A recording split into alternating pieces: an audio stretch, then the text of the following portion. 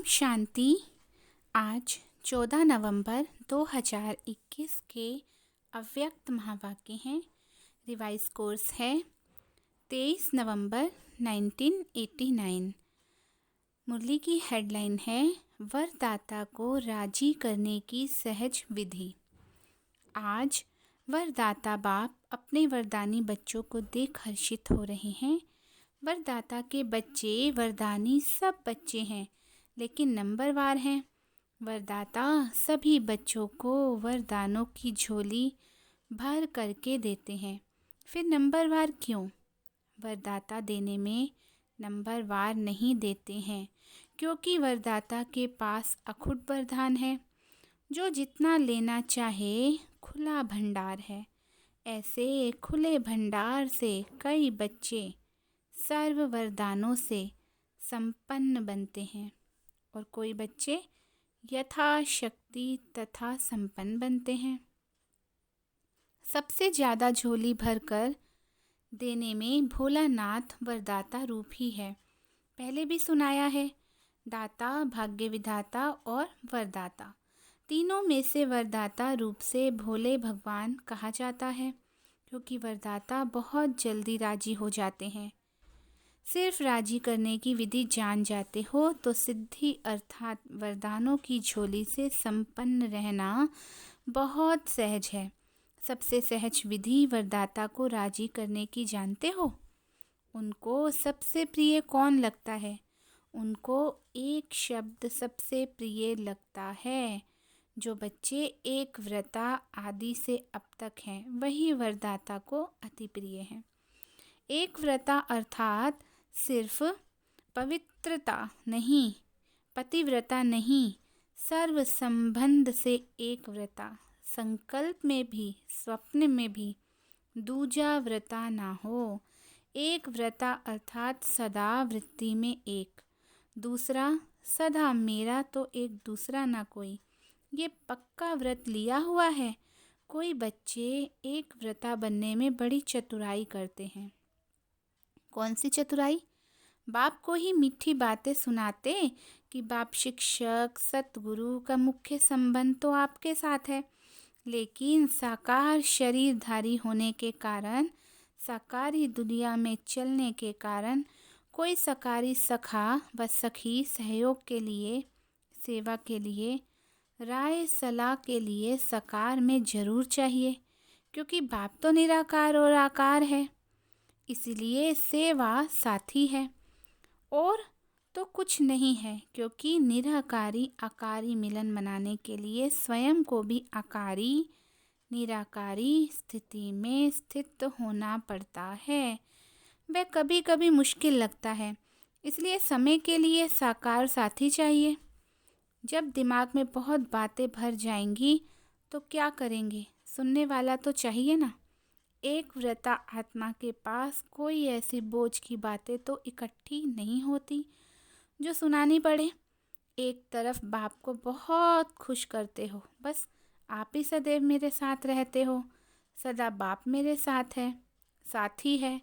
फिर उस समय कहाँ चला जाता है?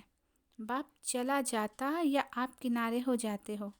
हर समय साथ है, वह 6-8 घंटा साथ है। वायदा क्या है? साथ हैं, साथ रहेंगे और साथ चलेंगे। ये वायदा पक्का है ना? ब्रह्मा बाप से तो इतना वायदा है कि सारे चक्र में 7 पाठ बजाएंगे। जब ऐसा वायदा है, फिर भी साकार में कोई विशेष साथी चाहिए। बाबा क्वेश्चन कर रहे हैं, फिर भी साकार में कोई विशेष साथी चाहिए। बाप दादा के पास सबकी जन्म पत्री रहती है। बाप के आगे तो कहेंगे आप ही साथी हो। जब परिस्थिति आती है, फिर बाप को ही समझाने लगते हैं कि ये तो होगा ही, इतना तो चाहिए ही, इसको एक व्रता कहेंगे। साथी है तो सब साथी हैं, कोई विशेष नहीं, इसको कहते हैं एक व्रता। तो वरदाता को ऐसे बच्चे अति प्रिय हैं। ऐसे बच्चों की हर समय की सर्व जिम्मेवारियां वरदाता बाप स्वयं अपने ऊपर उठाते हैं। ऐसी वरदानी आत्माएं हर समय हर परिस्थिति में वरदानों के प्राप्ति संपन्न स्थिति अनुभव करती है और सदा सहज पार करती है और पास विद ऑनर बनती है। जब वरदाता सर्व जिम्मेवारियां उठाने के लिए एवर रेडी है, फिर अपने ऊपर जिम्मेवारी का बोझ क्यों उठाते हो? अपनी जिम्मेवारी समझते हो तब परिस्थिति में पास विद ऑनर नहीं बनते, लेकिन धक्के से पास होते हो। किसी के साथ का धक्का चाहिए। अगर बैटरी फुल चार्ज नहीं होती तो कार को धक्के से चलाते हैं ना, तो धक्का अकेला तो नहीं देंगे, साथ चाहिए। इसीलिए वरदानी नंबरवार बन जाते हैं।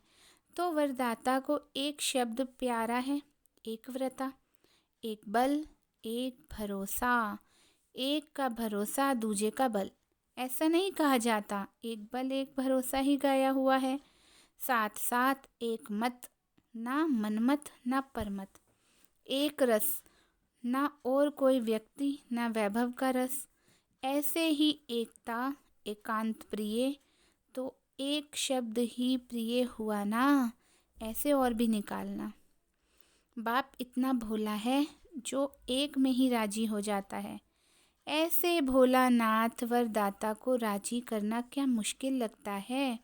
सिर्फ एक का पाठ पक्का करो। बाबा कह रहे हैं सिर्फ एक का पाठ पक्का करो, 5 साथ में जाने की जरूरत नहीं। वरदाता को राजी करने वाले अमृत वेले से रात तक हर दिनचर्या के क्रम में वरदानों से ही पलते हैं, चलते हैं और उड़ते हैं।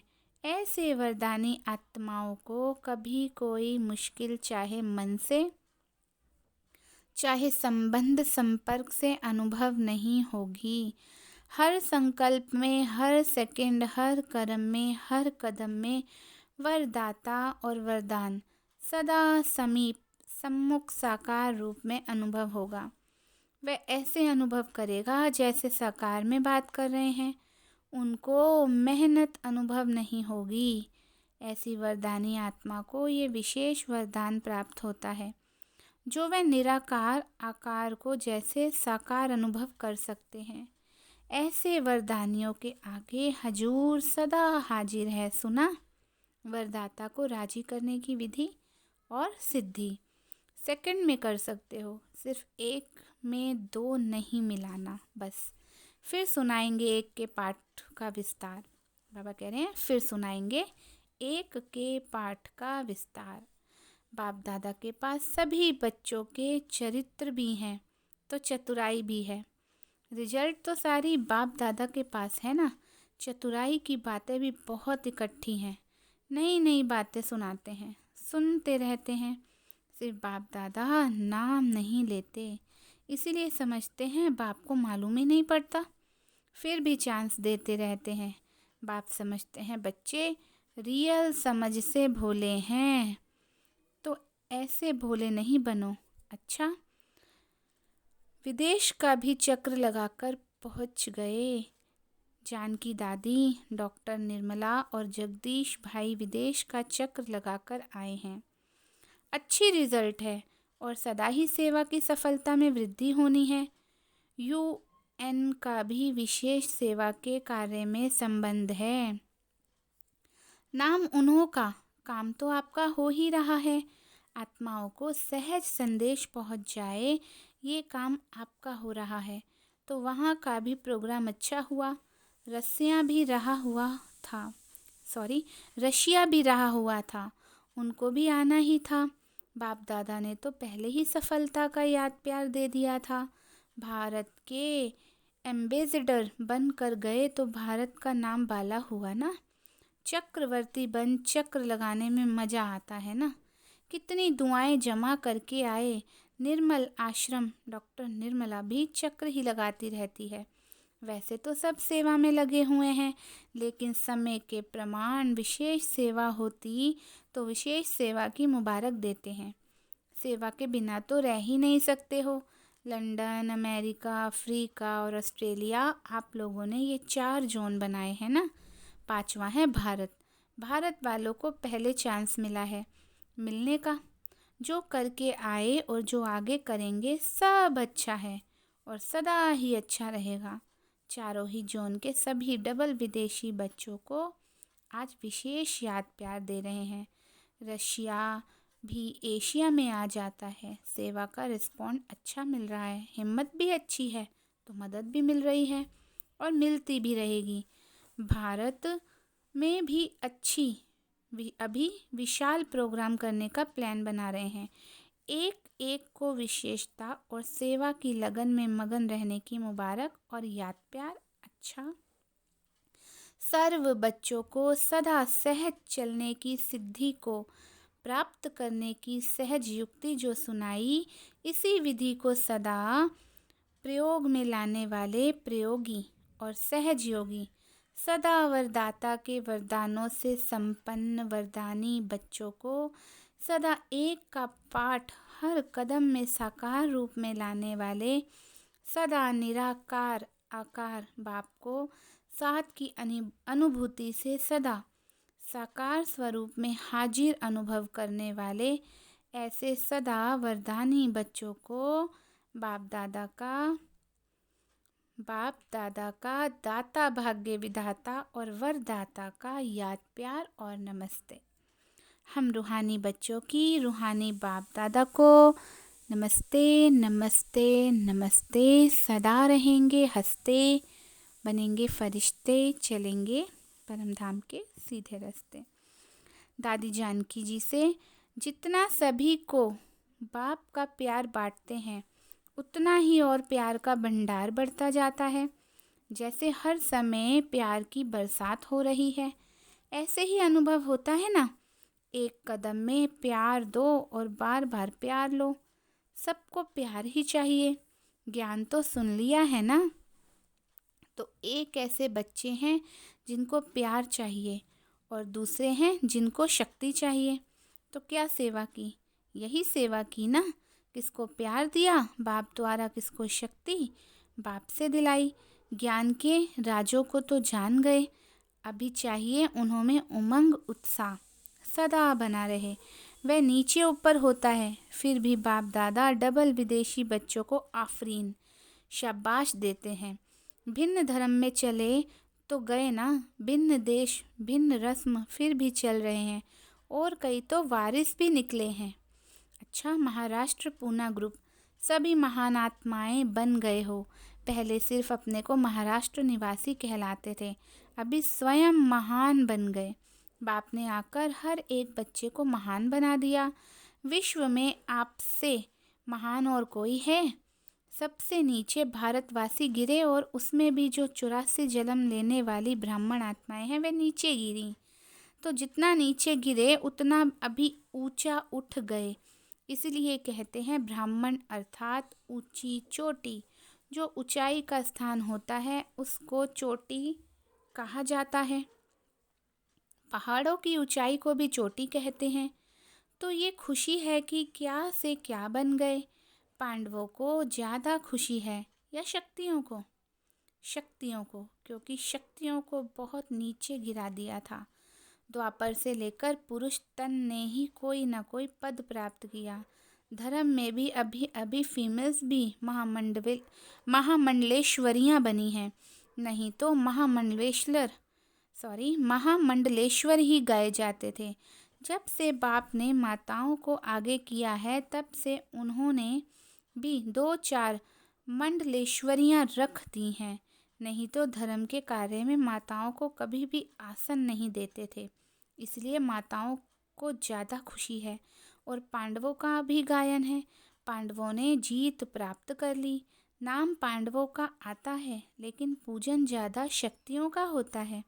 पहले गुरुओं का कर चुके हैं, अभी शक्तियों का करते हैं। जागरण गणेश व हनुमान का नहीं करते, शक्तियों का करते हैं, क्योंकि शक्तियाँ अभी खुद जग गई हैं। तो शक्तियाँ अपने शक्ति रूप में रहती हैं ना, या कभी कभी कमज़ोर बन जाती हैं। माताओं को देह के संबंध का मोह कमज़ोर करता है। थोड़ा थोड़ा बाल बच्चों में, पोत्रे दोत्रों में मोह आता है। और पांडवों को कौन सी बात कमज़ोर करती है? पांडवों में अहंकार के कारण क्रोध जल्दी आता है। लेकिन अब तो जीत हो गई ना। अब तो शांत स्वरूप पांडव हो गए और माताएं निर्मोही हो गईं। दुनिया कहे कि माताओं में मोह होता है और आप चैलेंज करो कि हम माताएं निर्मोही हैं। ऐसे ही पांडव भी शांत स्वरूप कोई भी आए तो ये कमाल के गीत गाए कि ये सब इतने शांत स्वरूप बन गए हैं जो क्रोध का अंश मात्र भी दिखाई नहीं देता। नैन चैन तक भी नहीं आवे। कई ऐसे कहते हैं क्रोध तो नहीं है, थोड़ा जोश आता है। तो वह क्या हुआ? वह भी तो क्रोध का ही अंश हुआ ना। तो पांडव विजयी हैं, अर्थात बिल्कुल संकल्प में भी शांत, बोल और कर्म में भी शांत स्वरूप। माताएं सारे विश्व के आगे अपना निर्मोही रूप दिखाओ। लोग तो समझते हैं यह असंभव है और आप कहते हो संभव भी है और बहुत सहज भी है। लक्ष्य रखो तो लक्षण जरूर आएंगे। जैसी स्मृति वैसी स्थिति हो जाएगी। धरनी में माता पिता के प्यार का पानी पड़ा हुआ है, इसलिए फल सहज निकल रहा है। अच्छा है। बाप दादा सेवा और स्व उन्नति दोनों को देख करके खुश होते हैं। सिर्फ सेवा को देख करके नहीं, जितनी सेवा में वृद्धि उतनी स्व उन्नति में भी वृद्धि, दोनों साथ साथ हो। कोई इच्छा नहीं, जब आपे ही सब मिलता है तो इच्छा क्या रखें। बिना कहे बिना मांगे इतना मिल गया जो मांगने की इच्छा की आवश्यकता नहीं। तो ऐसे संतुष्ट हो ना। यही टाइटल अपना स्मृति में रखना कि संतुष्ट हैं और सर्व को संतुष्ट कर प्राप्ति स्वरूप बनाने वाले हैं। तो संतुष्ट रहना और संतुष्ट करना ये है विशेष वरदान। असंतुष्टता का नाम निशान नहीं। अच्छा, गुजरात ग्रुप।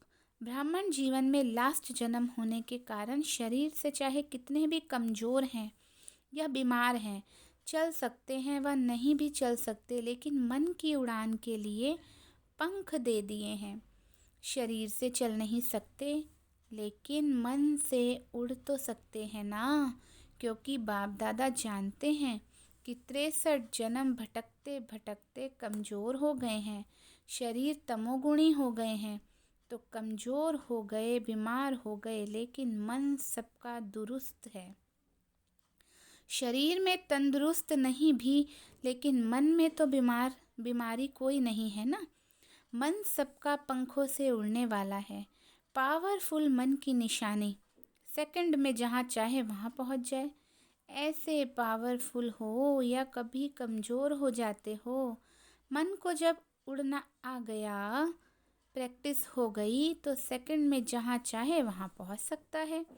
अभी अभी साकार वतन में, अभी अभी परम धाम में 1 सेकंड की रफ्तार है। तो ऐसी तेज रफ्तार है। सदा अपने भाग्य के गीत गाते उड़ते रहो। सदैव अमृत वेले अपने भाग्य की कोई ना कोई बात स्मृति में रखो। अनेक प्रकार के भाग्य मिले हैं, अनेक प्रकार की प्राप्तियां हुई हैं। कभी किसी प्राप्ति को सामने रखो, कभी किसी प्राप्ति को रखो तो बहुत रमणीक पुरुषार्थ रहेगा। कभी पुरुषार्थ में अपने को बोर नहीं समझेंगे, नवीनता अनुभव करेंगे। नहीं तो कई बच्चे कहते हैं बस आत्मा हूँ, शिव बाबा का बच्चा हूँ। ये तो सदैव कहते ही रहते हैं, लेकिन मुझ आत्मा को बाप ने क्या क्या भाग्य दिया, क्या क्या टाइटल दिए हैं, क्या क्या खजाना दिया है। ऐसे भिन्न भिन्न स्मृतियाँ रखो, लिस्ट निकालो। स्मृतियों को कितनी बड़ी लिस्ट है। कभी खजानों की स्मृतियाँ रखो, कभी शक्तियों की स्मृतियाँ रखो, कभी गुणों की रखो, कभी ज्ञान की रखो, कभी टाइटल की रखो। वैरायटी में सदैव मनोरंजन हो जाता है। कभी भी मनोरंजन का प्रोग्राम होता तो वैरायटी डांस होगी, वैरायटी खाना होगा, वैरायटी लोगों से मिलना होगा, तब तो मनोरंजन होता है ना।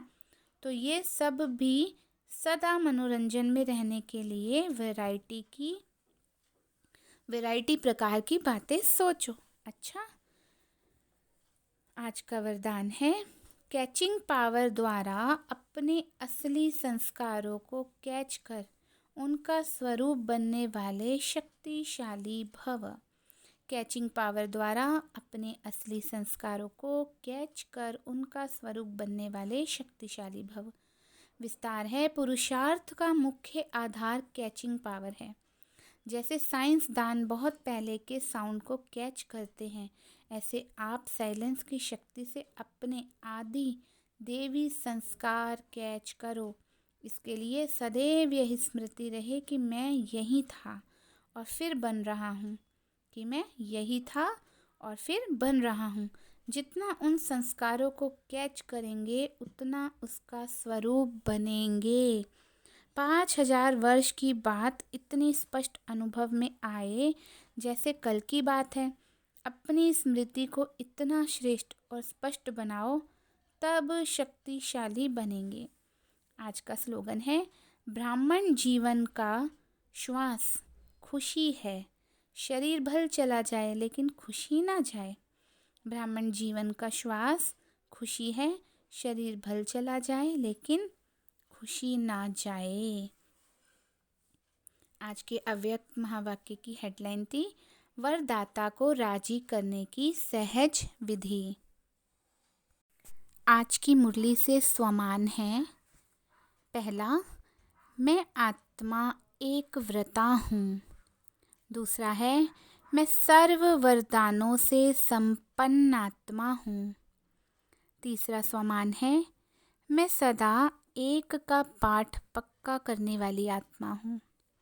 चौथा स्वमान है, मैं प्रयोगी और सहजयोगी आत्मा हूँ।